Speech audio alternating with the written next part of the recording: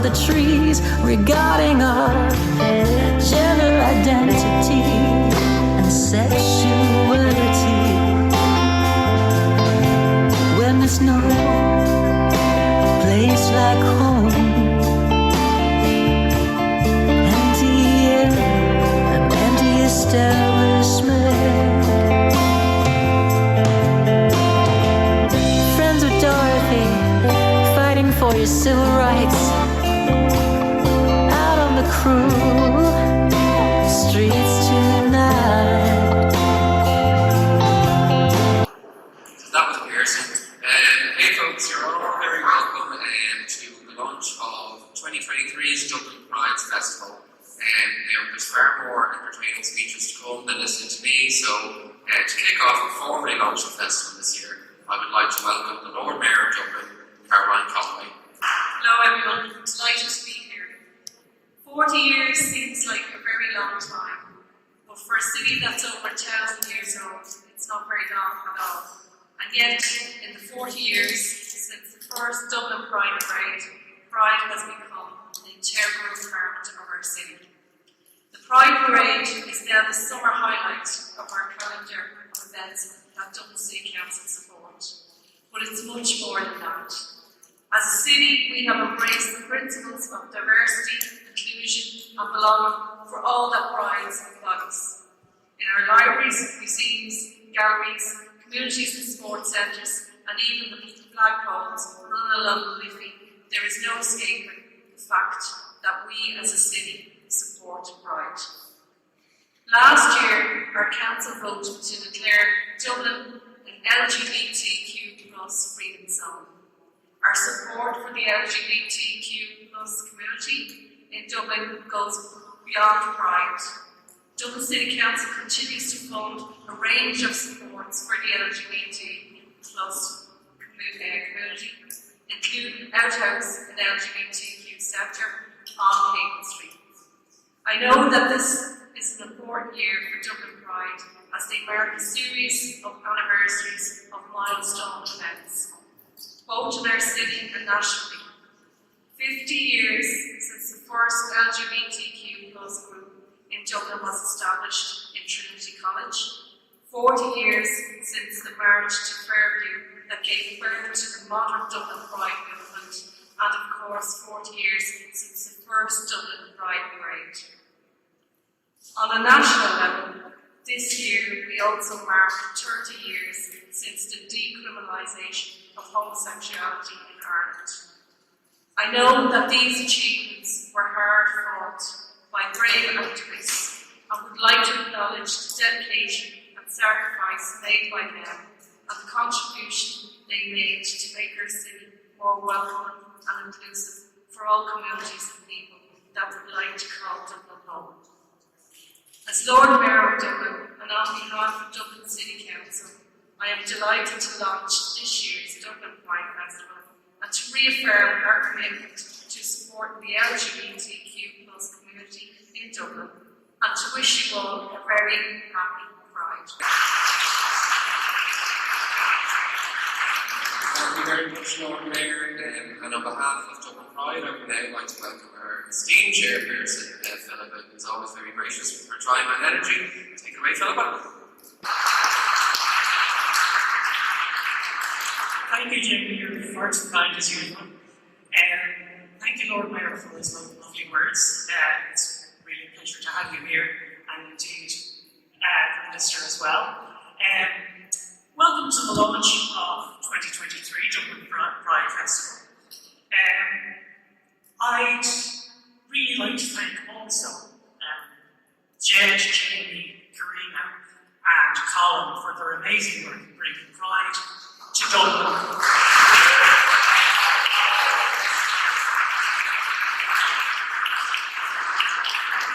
And thanks also to my fellow board members. They've been really supportive to me over the past year.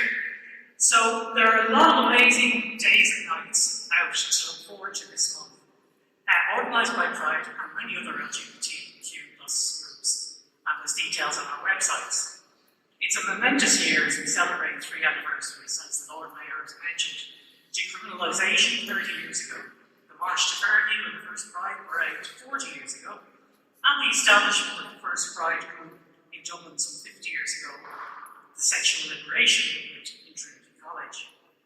But Pride isn't just for June, and for any of our corporate friends and organisations who support us, I would say don't only support us for the month of June, but have events raising a positive awareness of our community throughout the year.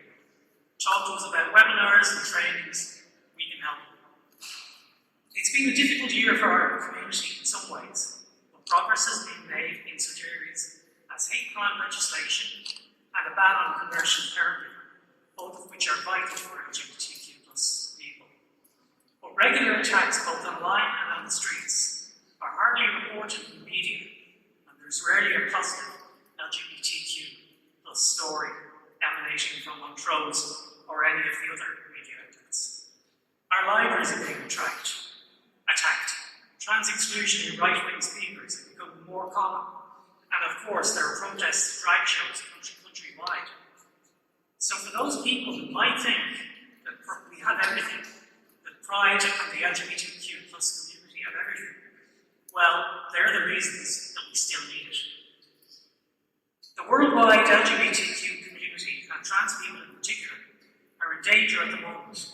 In the US, there's 530 pieces of legislation attacking trans rights. So if I could ask you, our allies in the LGBTQ community, to leave this gathering tonight with a commitment to support us, speak up for us, defend us, and party with us as well. Pride gives our community passion and enthusiasm to encourage society to embrace equality, acceptance, and love in all its forms. We are resilient. We're not going anywhere. The parade this year will be amazing. I look forward to seeing you on the 24th. Protest, remember, celebrate. And as both the Lord Mayor and Philipp touched on a series of anniversaries this year, and of course, we have to acknowledge some of the pioneers, and we're going to do that right now. So starting with 50 years ago, when the SLM was founded, I would like to welcome someone that was heavily involved, so please welcome Edmund Lynch. I was more of an organiser than a speaker. That was David Norris's role.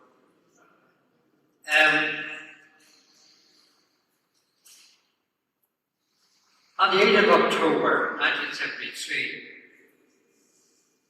10 young people met in the student building at number 5 Front Square in Trinity. And they were Peter Bradley, Irene Brady, Mary Dorsey, Michael Kimmich, Hugo McManus, Jerry McNamara, Mark McWilliams, David Norris, Ruth Murdoch, and myself. As usual, David Norris can be called a name David Norris. He's not dead, but he's always late. From 60 years ago, we've achieved quite a lot. It's very hard to be here, especially fairly stable. I'm still involved in a little way. I've been involved in most things. I recently started interviewing, 8 years ago, interviewing LGBT people and supporters, including Michael D. Higgins, Mary McNeese, Mary Robinson, and people like that. And it will shortly be available online to everybody. I haven't found the right place where it should go. The short version will be available.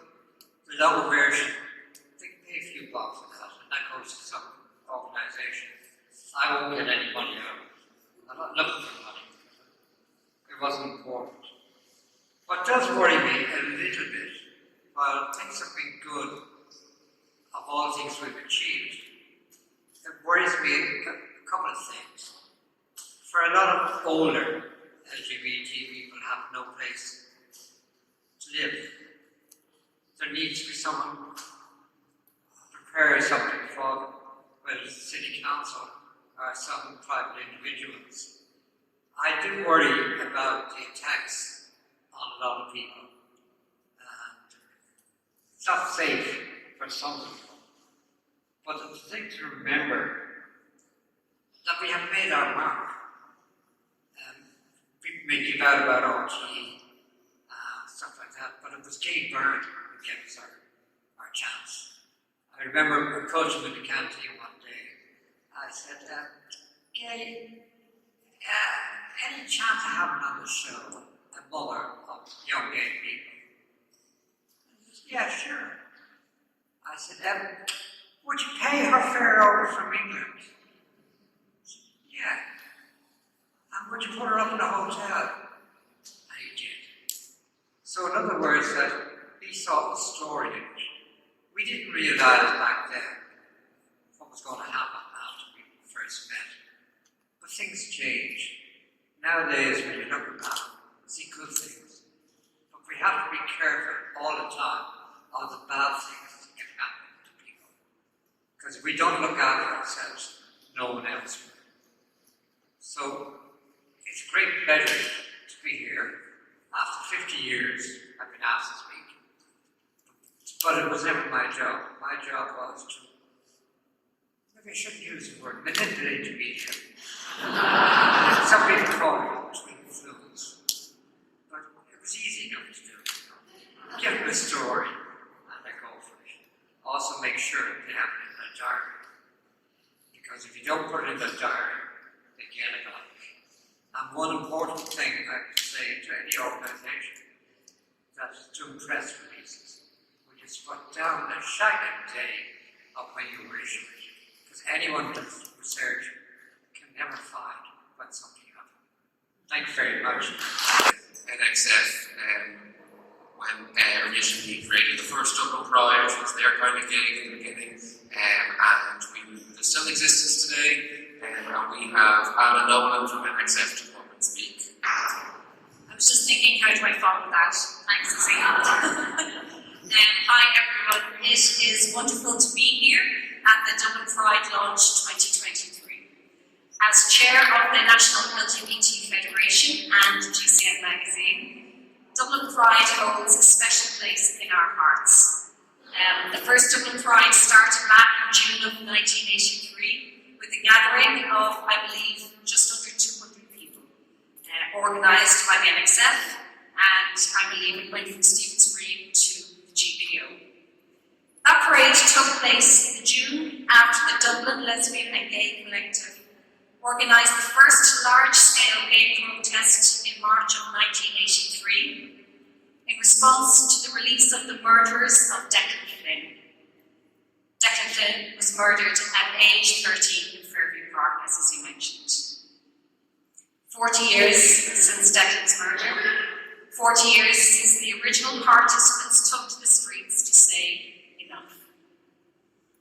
It was, like today, a small affair, but a hugely important one. And it was an event that would evolve into the most important day of the year for the LGBTQ+ community in Dublin and beyond. I think we are all here knowing that Pride this year seems incredibly important. Increased homophobic, biphobic and transphobic attacks, the rise of the far-right rhetoric, which everyone is talking about this evening, and the feeling that we are somewhat under threat. Dublin Pride 40 years on is needed as much as ever. I see on your seats there, you all hopefully have the community guide, and I'd like to acknowledge the work Dublin Pride and GCN did together in creating the LGBTQ+ community guide. GCN was proud to collaborate with Dublin Pride on production of this community guide, a first of its kind resource providing the community with information and encouragement to connect with LGBTQ+ supports and services across the country. Broken down into 5 sections: advocacy, support, youth support, social and cultural, and sports, the guide acts as a link between LGBTQ+ people and the organisations that are here to inform, support, unite and entertain them. With the rise of prejudice against LGBTQ plus people across the world, now is the time to connect more as a community, build allyship and solidarity, and come together, and this guide was created with that in mind. The NXF, GCM and I would like to thank Jed and all the team for their hard work and wish them a successful 2023 Pride. Thank you.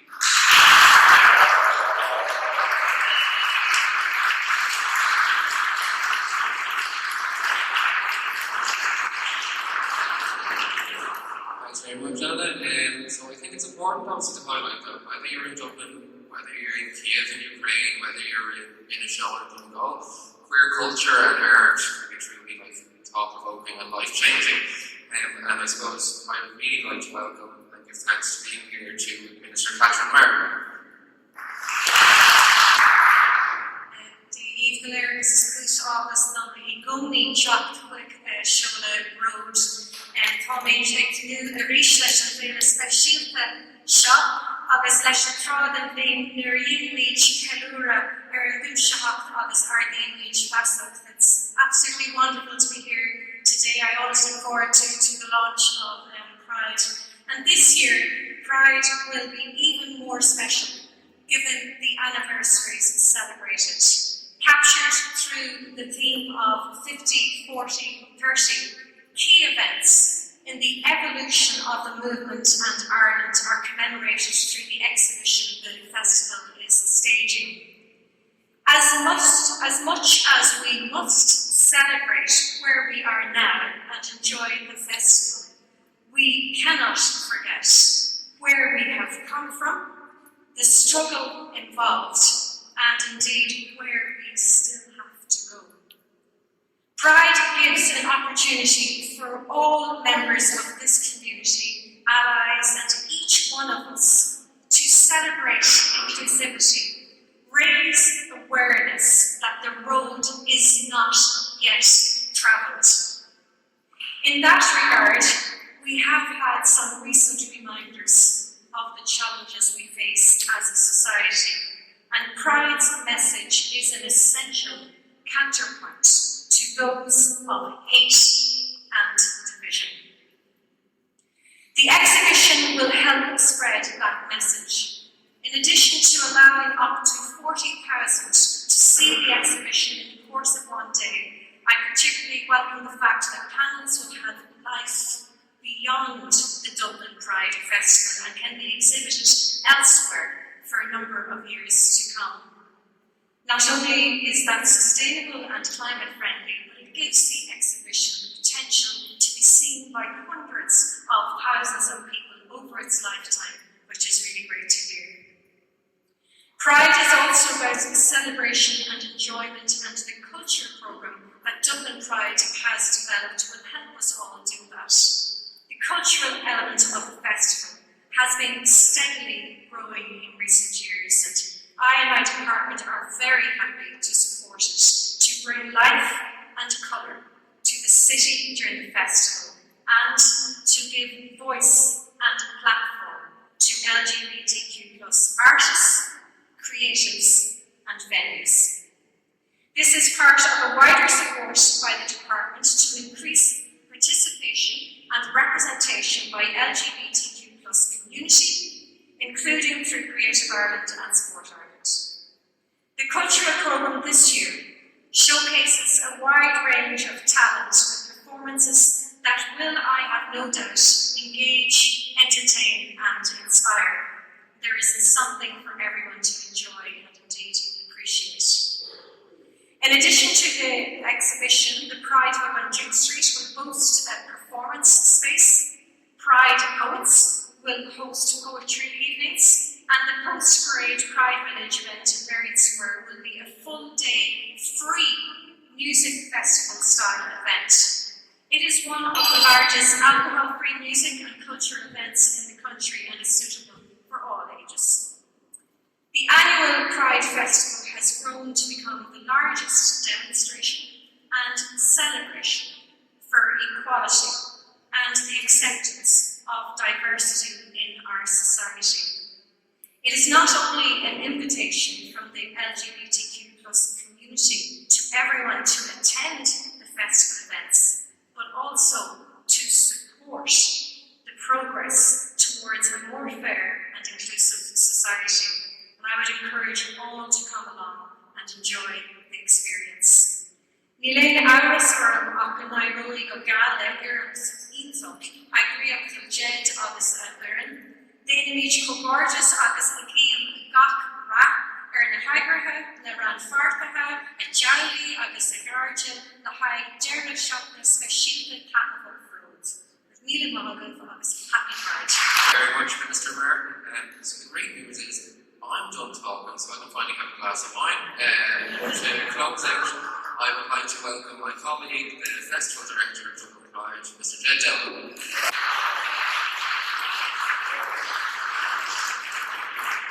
It's nice to be back in here. Thank you very much, Jamie. Thank you, Minister, Lord Mayor, Edmund, Philipp, everyone who has spoken today. So we're having a festival, which means there's loads of things happening. So there's a march, there's a panel parade. It's only a couple of days down the Liffey, so you can go down the Liffey if you want on the panel. We've got tours in the National Gallery, so we've got queer-themed tours in the National Gallery. Molly, the Museum of Literature, have some events on. We have the GPO, there's a museum underneath that. And it's all about the Irish Revolution. And they're doing a queer-themed tour. So on the morning of Pride at 11 o'clock, you can go into the basement of the GPO and you can learn all about Roger Casement, Gaeltacht and all these great queer rebel leaders. And then you pop out and go on the march. So we've got all sorts of activities. Community groups, if you keep an eye on our socials and on our website, you can see our full list. It's growing day by day. So there's a whole calendar of events coming out. All of the various groups are running events. We're going to have lots of community groups, both local and international. We have our advising friends from Ukraine who we'll be linking in with. We have a month full of events. And then when we get to Pride Week, that's what we're just getting to Pride Week. When we get to Pride Week, we'll kick off with the launch of our 54 to 30 exhibition that Minister spoke about, which will become a resource that will be shared out and can have a definitive timeline. So the stories that we shared over drunken nights and clubs talking about their history, we can finally start putting it all down. And then we get to the Pride Week. We have teamed up with the Situ. Obviously, marking the 40th anniversary of the Fairview March, it started outside Liberty Hall, so we might as well go back to Liberty Hall. So on the Tuesday of Pride Week, we're running a Dublin Building Association in situ. So the first half is Fairview at 40, looking back in conversation with some of the activists who organised the Fairview March. And then after that, we're going to have a screening of Dublin Pride. And the whole lot is free, so supported by Dublin Pride in situ. It's a whole free event. And then we get to the main day. So we get to the main day, as mentioned, the festival in Marion Square, which is very generously supported by Dublin City Council and by the Department of Tourism and Culture and Gaeltacht Media. It's a free festival. It's completely free. So anyone can come on to it. You don't have to book a ticket. This is something that is really important, especially during the cost of living crisis. We need to be able to give free events. Pride with the support of our government partners and also with the support of our sponsors. And you'll see them on film with these posters here. We have Volkswagen, Aer Lingus, Sky, Indeed, and Amazon. We're also sponsoring us. And like Daniel with their Pride at Work, we're actually sponsoring ourselves. So we're telling you the story. So Pride at Work came about a couple of years ago, partly in criticism. Some of the best things Pride's ever done have been in response to criticism. So we were criticised because we were overly corporate, and absolutely we were terrible. We put our hands up and we wholeheartedly apologise for that. So we developed a new programme where only businesses took part in training, who showed commitment beyond Pride and get involved. And it's become so successful, over, that is now able to sponsor. So we now have a non-corporate sponsor of Dublin Pride. So that's something that we can be proud of, that we have reduced the amount of corporate participation so that we can stand over every corporate who does get involved and say, yes, they actually have shown a true commitment to us. And then we have the big events. Big events, the big one, the March. We're making some changes to the March this year. It's the 40th anniversary of Dublin Pride Parade. Just to put you on warning, next year we're celebrating our 50th anniversary. So yes, we do have 2 birthdays. Every queen should have 2 birthdays. So we have always made a distinction between the March and the parade. The March is a protest. It's about affecting change at a legal level, at a societal level. The first Dublin Pride March happened in 1974. A handful of people marched from the Department of Justice to the Lynch Embassy. The parade is about changing hearts and minds, celebration. The two work together, but they are 2 distinct things, and they each serve a purpose. And we have 2 anniversaries. Next year we'll be back for the 50th anniversary. But this year, for the 40th one, what we have done is we have managed to get both sides of O'Connell Street for our assembly. And nobody gets that. Not even Patrick's gets that. They have one side of O'Connell Street, one side of O'Connell Street, that's the rule. We've typically, from the spire back, we assemble, and then everyone else is on one side, streets and all around. But we have both sides of O'Connell Street, so that from the bridge back, on both carriages, will be Pride in its entirety.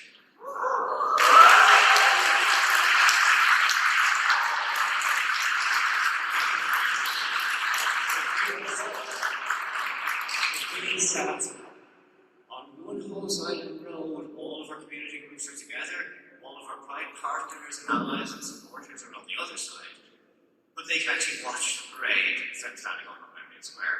They could be there. So it's going to be bigger than it's ever been before. We've had Lewis, both the red and the green songs. Both.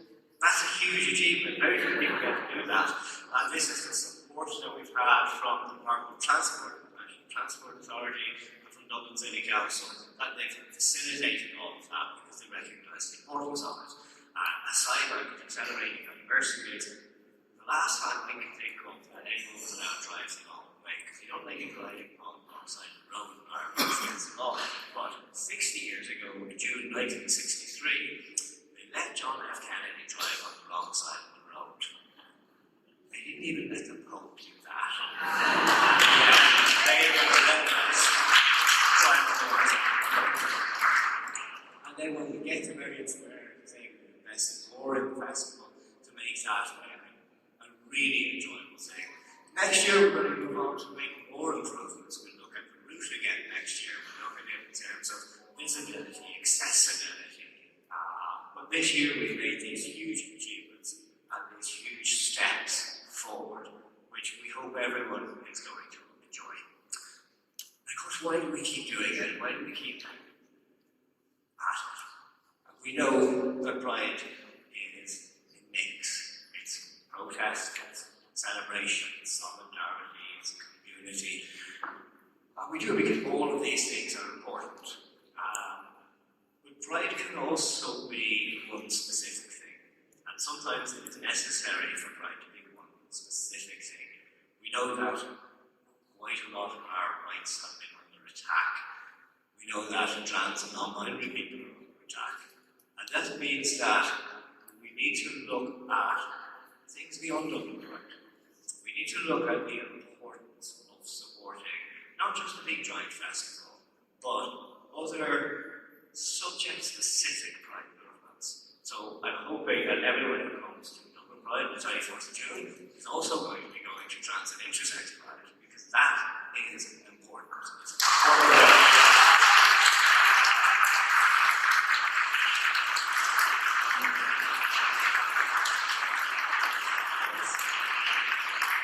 It's important that we realise that Pride is not the same for everyone. It is okay for us to have different ideas, so long as we're united in that one thing, which is that we are supporting our entire LGBTQIA plus community and that nobody gets left behind.